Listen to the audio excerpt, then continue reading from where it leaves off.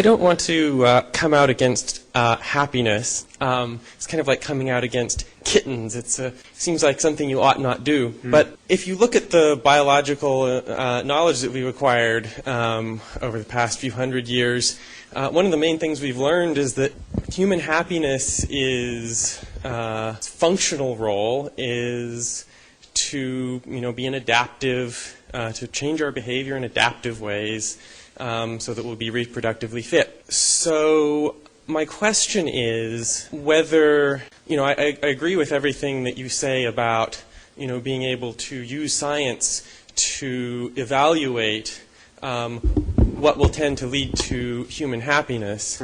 My question is whether human happiness is a sophisticated enough concept that, maybe there's some other concept, taking more of a Darwinian perspective of adaptation that should actually be primary, and that happiness maybe shouldn't play a central role. The term happiness is maybe the wrong term. It seems a little too effete and not, it lacks gravitas. I think happiness, well-being, there's a spectrum of positive psychology that, granted, is not completely understood, and its interaction with the rest of culture and the rest of human life is not understood.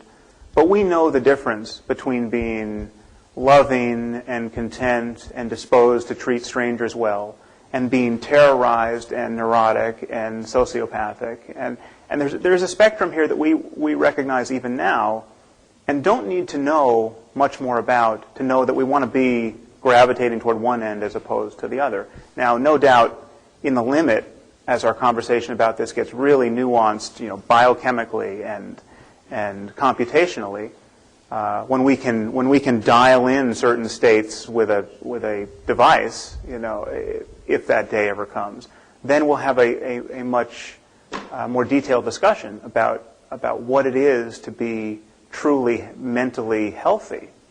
And maybe our normal sort of consensus trance of egoity and distraction and self-preoccupation is going to seem like a kind of very well-subscribed mental illness. Who knows where this is going?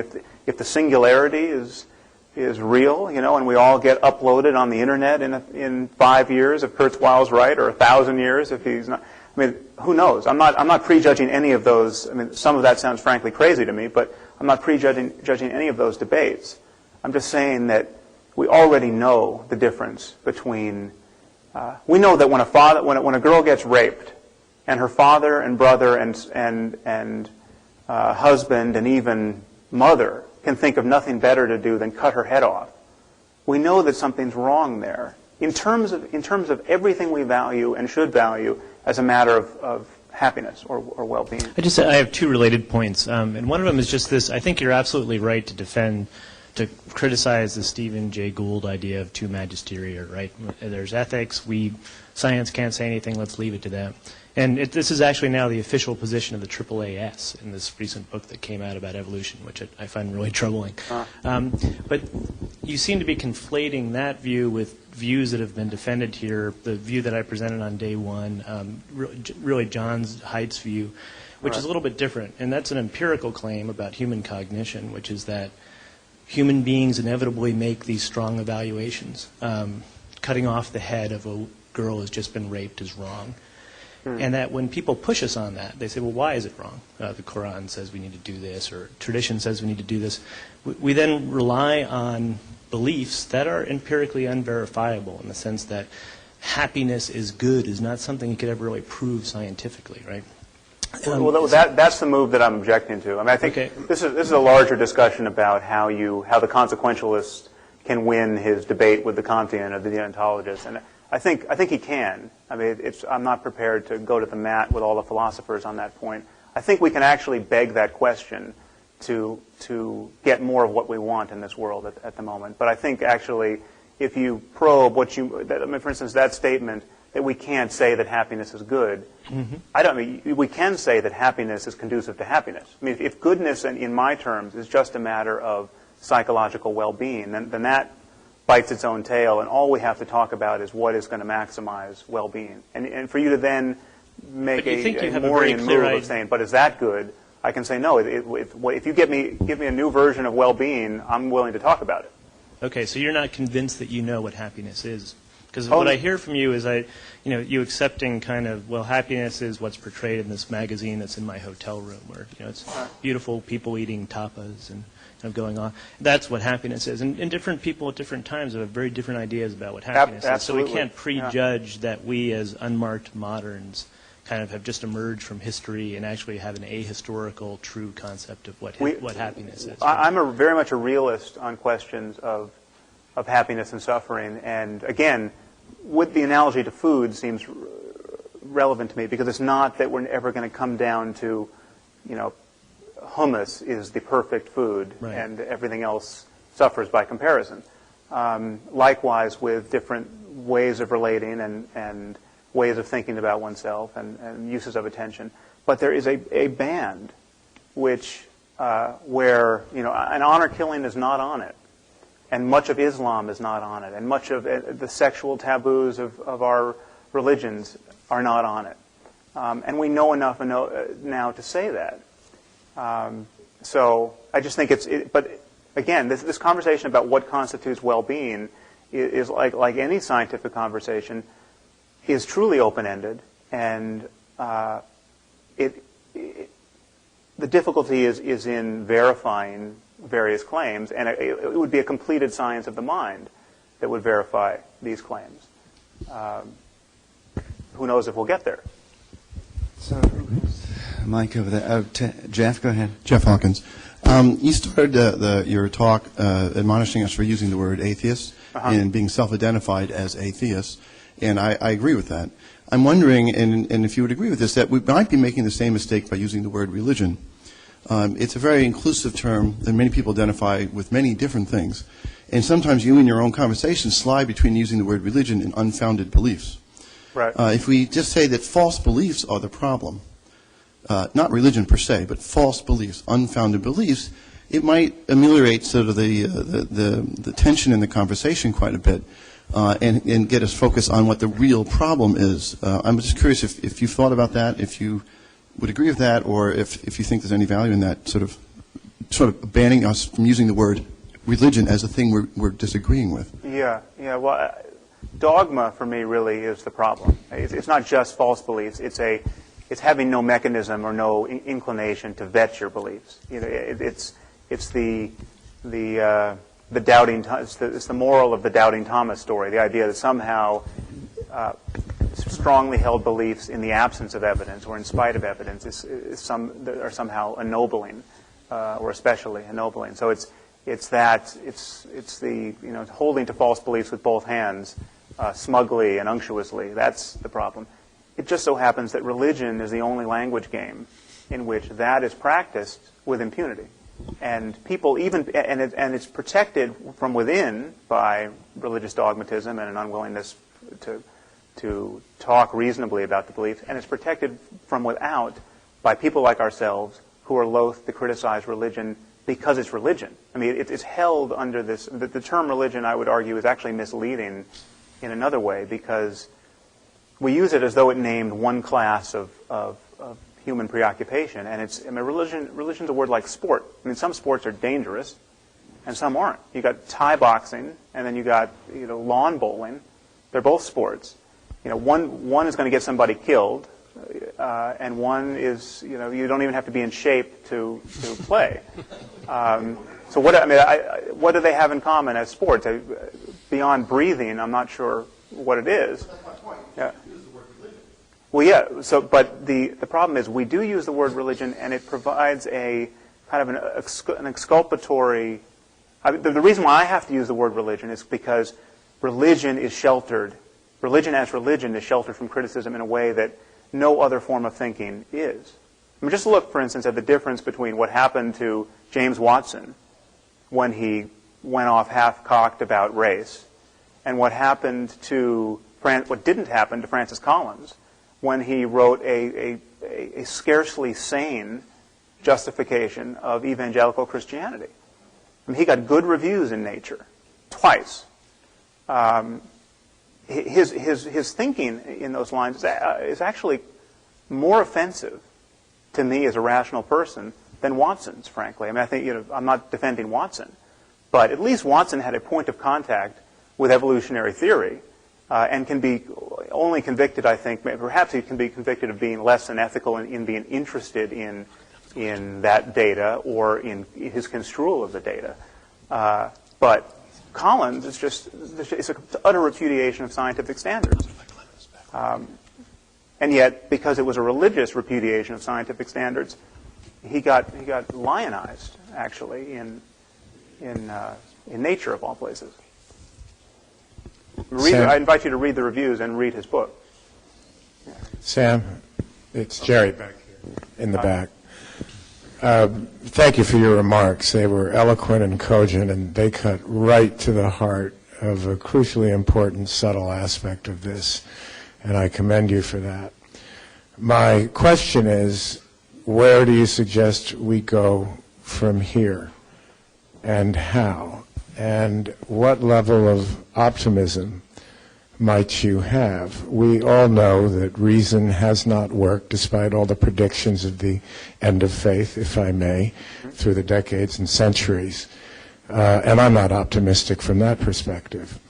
I am optimistic, though, that in this increasingly globalized, smaller world with intermingling of cultures and traditions and mores and doctrines, and multiculturalism existing more and more in every single culture throughout the world, and communications and so forth and so on, that any one culture with its own traditions, as their young people grow up, are going to find it less easy and less inclined to have a need to stick to traditional faith and other such things. So I am something of an optimist. I think the upshot of that might be an increase in New Ageism, with the traditional faiths increasingly in decline. But I'll take that over what we've experienced to date. What are your thoughts on that?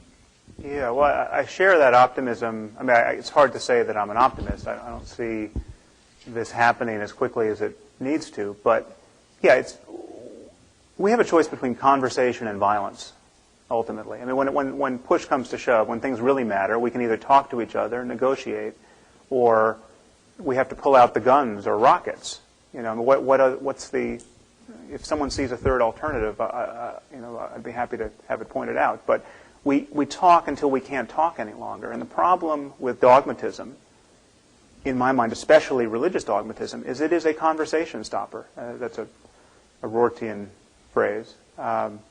But it is. I mean, there's nothing that incompatible fundamentalisms can say to each other to really place their beliefs on the table and get them modified in anything like real time. And the only thing that guarantees that our collaboration with one another is truly open-ended as a species, in my mind, is that we are willing to have our beliefs and behaviors revised through conversation, through new arguments and new evidence.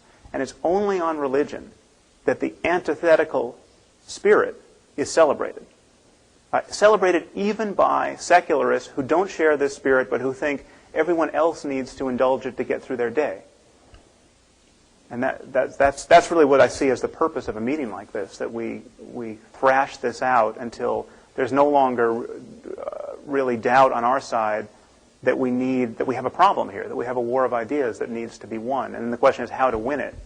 And then I can be convicted of radical impracticality, perhaps, or maybe there's a role for different voices. So I don't know if that addresses the center of your question, but I don't have a program apart from making noises at the appropriate moment and funding those noises and funding dissent. I think funding dissent in the Muslim world, for instance, inspiring it, protecting dissidents in the Muslim world, that is a discrete project that has to happen and has to happen in a huge way. How we do that is a question of pragmatics. Very nice talk. It's because I'm an empiricist that I can't cast off religion with the same missionary zeal as many of the people here. And I'll point out that many people are functionally empiricists in many ways. They will not pray their way across the country. They'll take an airplane that has had engineers. When they're suffering pain, they may pray, but they'll pray with Vicodin, making use of the findings that we've gleaned from medical science. They generally will not choose to drink a bottle of bleach because they'll have heard that science shows and empirical evidence shows this will be bad for them unless with suicidal intent, and even that will be capitalizing on evidence that they have gained from science. Right. So in cases where evidence clearly shows things that are in their adaptive best interest, people rely on empirical evidence. And the question is whether religion isn't also used because of its adaptive benefits. There is empirical evidence that people who are religious, adjusting for those factors we can think of to adjust for, have better health outcomes, and there are some obvious reasons why this might be the case. There's social support, and even social activity has strong health benefits. There's practical support in times of need. And also, those are confounds, by the way, that you're now listing. I mean, social support. They're mediating factors. Right. Well, mediating factors are confounds. And No. A confounder by definition is the factor that is associated with the outcome in the unexposed population and is not in the causal pathway. So it is not a confounder, it's a potential mediating factor. And also it can provide great comfort in times of excruciating loss if somebody loses a child. And I'll argue that a small child carries a stuffed animal around with them for comfort. Part of their brain knows it's just a stuffed animal, but it provides comfort nonetheless. And perhaps some people even hold religion with the same kind of part of their brain providing for the comfort. The other issue is that stress has been shown to have great health consequences. People with major stressors in their life have higher hospitalizations and mortality.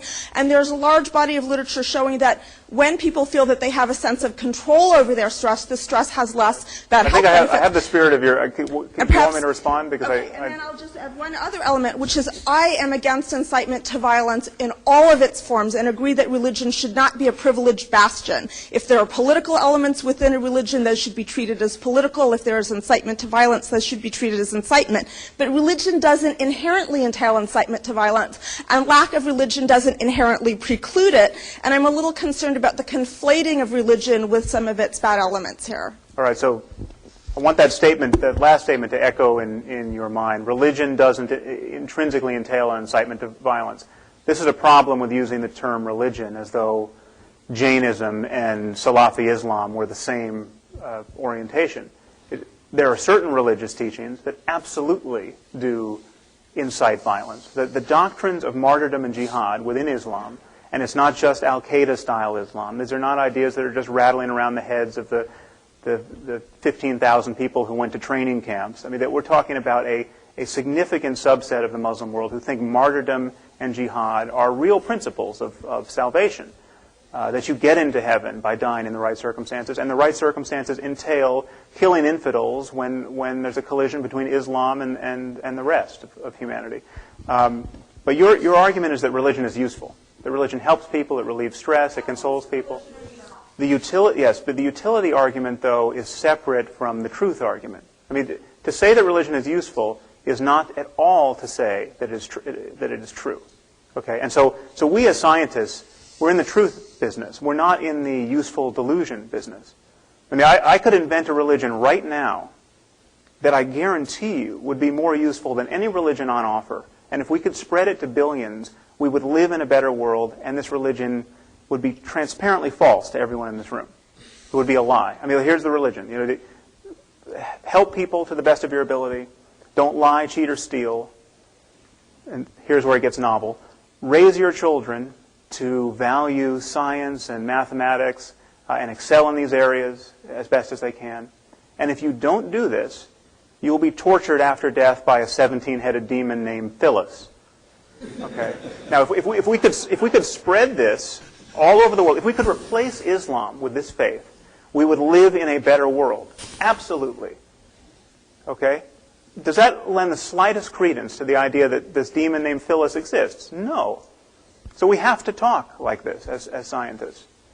Now, you seem to be arguing that there are other ways to be consoled, and again, a thoroughgoing approach to human happiness. and even human contemplative experience. I mean, I'm alone among many atheists, I think, in really being interested in mystical experience and in seeking out those experiences. And I've helped organize a retreat for scientists, the third of which is happening next month, where we're going to have 100 scientists sitting in silence for a week, practicing meditation, and then talking for 2 days about the relevance of that to discussions in the cognitive sciences. All of that can be done rationally without presupposing anything on insufficient evidence. I guess I would comment that many people here have said that high values in our society are, for example, sanctity of life and minimization of suffering. And if we hold those values and believe in using evidence to maximize the fruition of those values, then what you're saying is, supposing the evidence in religion has a causal foundation, let's teach our children. I don't think there's any problem with teaching people to have beliefs based on evidence and hold those to one side, but let's teach our children to have this set of beliefs even knowing that they'll die sooner as a result.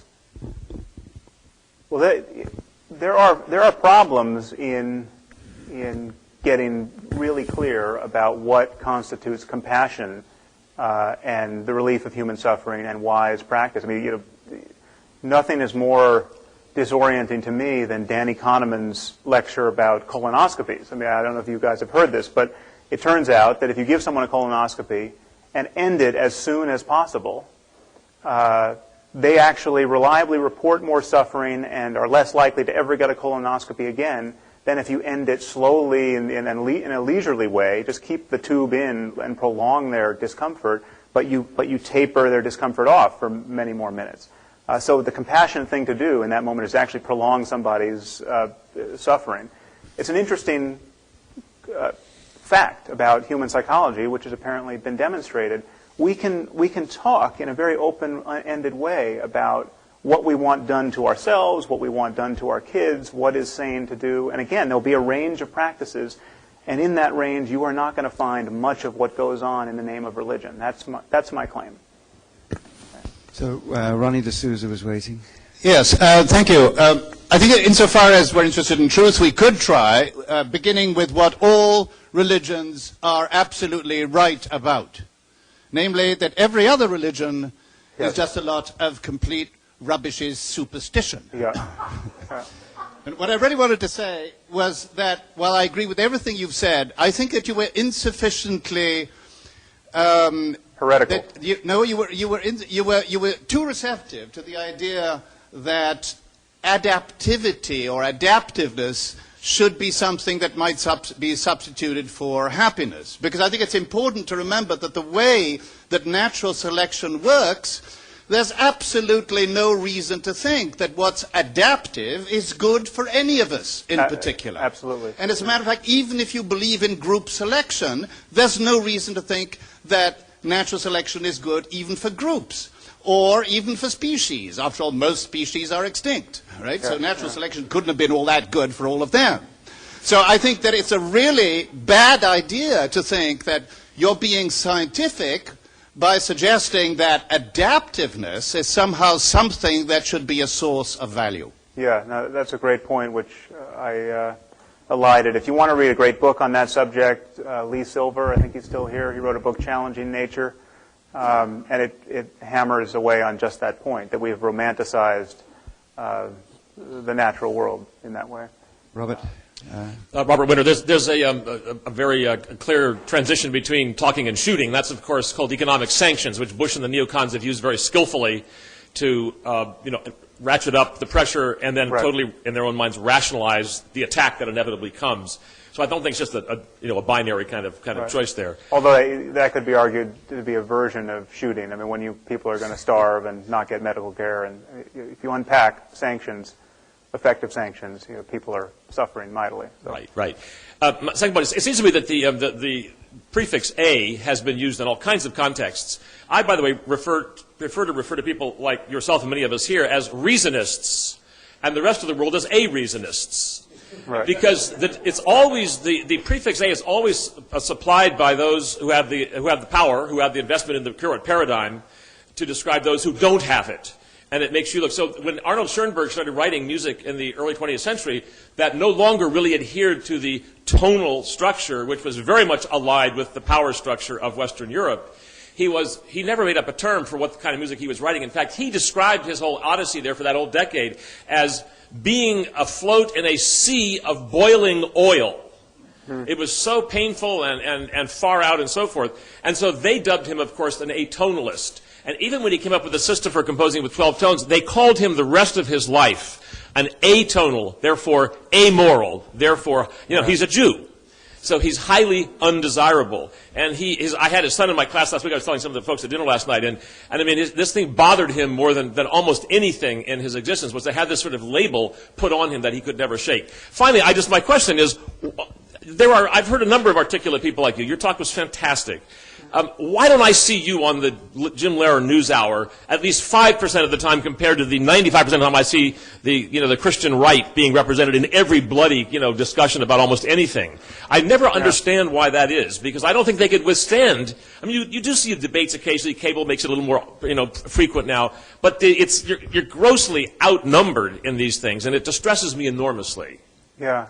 Well, again, it speaks to this taboo, I think. I mean, the one thing the new atheists can't really complain about so much is a lack of publicity. We have gotten our books sold, and we've gotten interviews. I haven't been on Lehrer, but I've been out there, and but it is utterly swamped, as you point out, by the rest of public piety. And I think unfortunately, and this is something I argued at this atheist convention, that there's something about just calling it atheism that successfully marginalizes it, and so people can dismiss our arguments in our books without even reading them. I mean, in an egregious way, that happened at this meeting. David Sloan Wilson attacked me for my bad science. I asked him what science he was talking about. There's not very much science in my books, actually. I mean, certainly my argument against faith doesn't rely on any construal of evolutionary theory or parsing these fights about group selection. And then he came up to me afterwards and admitted he's never read a thing I've written. He just read Dan Dennett and Richard Dawkins and thought that I was of a piece with them. Now, I'm not obviously endorsing his attack on Dan or Richard, but I'm just saying that this is not ad hominem against David Sloan Wilson. It was big of him to admit this, although I would like him to be mic'd when he admits this thing. So I've just mic'd him, but he has been misled by the concept of atheism.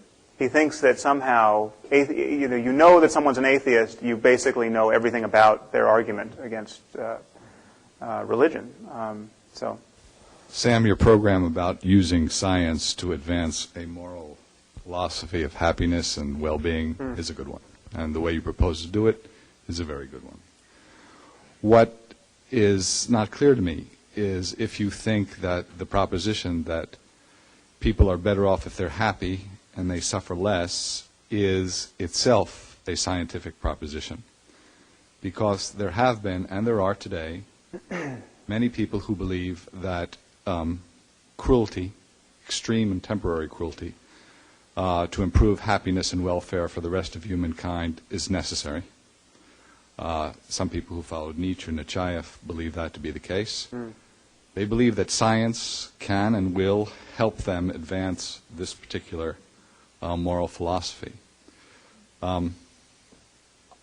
My question is, do you really think that science itself will show one particular moral philosophy to be superior to another, or whether this is an open question and we'll just take whatever comes around? And just one final point. The present Communist Congress in China invited some of us at with partial sponsorship from the Commission on Atheism, which is a government commission, to help prepare China for a new society of harmony based on sort of the 150 million people who have become capitalists now, who are now the new vanguard of the revolution. And the belief is that there would be a sort of trickle-down effect if science could develop this philosophy of harmony, and the chief impediment to it was superstition. So they have a very similar program. It's not one I would buy into, but there is a third way, a third moral philosophy that could follow very well the precepts you offer. So again, the question is, do you think that the original premises, the moral premises, can be decided by scientific debate? Well, I think science construed in a larger sense. I mean, there's something called rationality that we distinguish from irrationality. So history is a part of that. I mean, the belief that the Japanese bombed us at Pearl Harbor is a factual belief. And anyone who's going to argue that the people from Borneo did it has a burden to meet. Now, that's not science. I mean, it's history. But this is construing science in that larger sense, that larger footprint of certainty scaling with the evidence. I think, yeah, science is the best we've got. And I think, I mean, there are consequentialist problems, I mean, one of which has been raised at this meeting. I forgot who did it. But, yeah, who among us wants to live in a society where you go to the doctor for a checkup and he realizes that he's got 5 people who need organs and they just, vivisect you, take your organs, and 5 people are better off. This is I think we can use various rational heuristics to discover that we don't want to live in that society, even though it's hard to do the moral arithmetic and say the integrity of one person's life has to trump 5 people who need their organs. I mean, this is whether you use a Rawlsian veil of ignorance. We can talk about this and converge, and we're not going to wind up with very likely what the Chinese have in mind at the moment. Also, I just want to say to you, Scott, there's a massive gulf between how you and I think about these issues, particularly the question of Islam. And I don't want my not dealing with that in this talk to signal that I haven't recognized this gulf or that I don't think others should recognize it. I mean, I think your talk, I thought I had a good theory of mind. I don't know what you are doing with yours in your talk on Islam. And I mean, this should be left for another day, perhaps. But I would grant you almost everything you said in your talk about Islam. I mean, 90% of what you said is true, and yet the general message you draw from it, I think, is utterly false. And you have a style of drawing that message, which is, somewhat confabulatory in my mind. I mean, you have a blizzard of detail, much of which is orthogonal to the question at hand, and you basically delivered this idea that, soccer and friendship among men is the problem. It explains suicide bombing better than the explicit doctrines of jihadism and martyrdom and Muslim eschatology. And I think it's irresponsible. And I think you owe it to yourself and you owe it to us to debate someone who can debate you on this subject. I would be happy to debate you on the subject, but the problem that let me just recognize here is that there's so much white guilt in every audience you're likely to talk to that it's not going to take someone like me. It's going to take someone like Ayaan Hirsi Ali or someone who got out of Islam, someone who has been punished by Islam, who knows how totalitarian it is, who feels the relief of modernity and secular politics, and who can say to you, you are wrong about Islam, you are wrong about the role that Muslim ideology is playing, and you owe it to yourself to have that conversation publicly with someone who can do that. All right. Well, you actually want to reply to that? And you can't reply. I think you're right. I think such a public debate would be proper and good, but it would have to be with someone who knows what they're talking about. Yeah. Has the slightest notion of what's going on out there, and that I haven't seen here. Okay. Austin Dacey with the Center for Inquiry. It's always a pleasure to hear from a fellow non-astronomer. Astrologer, although non-astronomer also. Yeah. Non-astronomer. I'm equally not an astronomer, unfortunately. An astrologer. Now, there's an assumption that is at work oftentimes in discussions like these. I've heard it at work this week. It's a tempting assumption, but I think it's one you wish to avoid. I wanted to get your comment, please. The assumption is to think that the social space vacated by the collapse of religion, should it collapse, must be filled in by one single new institution or movement, right, which will fulfill all the roles formerly performed by religion.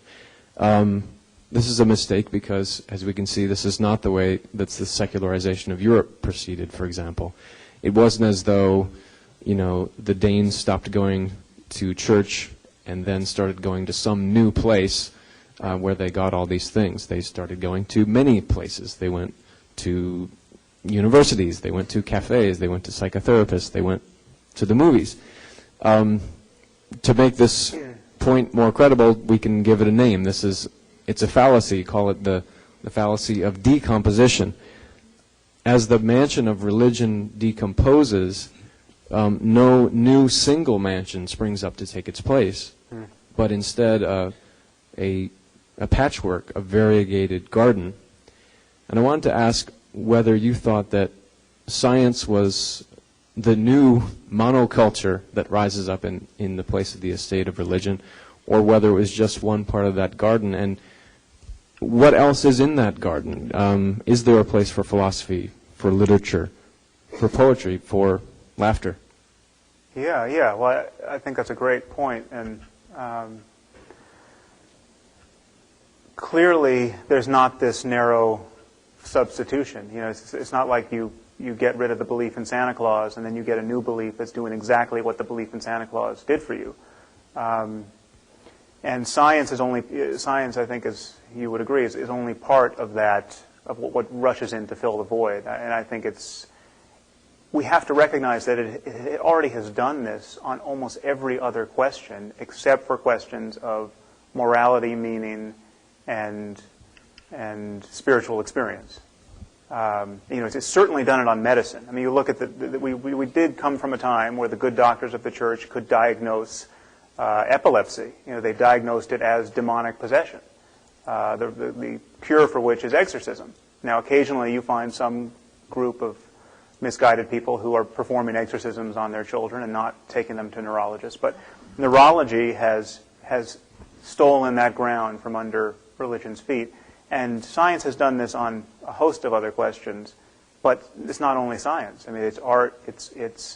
I think we do. I mean, we are handicapped because we don't have a vocabulary in science, and many scientists are not disposed to explore the sacred experience. And I think there is a room for the concept of the sacred. And I think I applaud Stuart Kaufman for wanting to reinvent the sacred. I don't happen to agree with just renaming the universe as God and then changing faith to being our admission that we can't account for all the variables in phase space. I don't think that's the way to do it. I think it's going to be sniffed out by religious people very quickly as being somewhat disingenuous. But we do need to recognize that people have profound experiences that can be hard-won. I mean, someone who goes into a cave for a year and practices meditation or prays to Jesus has an experience that most of us don't have most of the time, and perhaps not all of us are capable of having because we don't have the right genes or the right neurology. And yet it makes it no less interesting.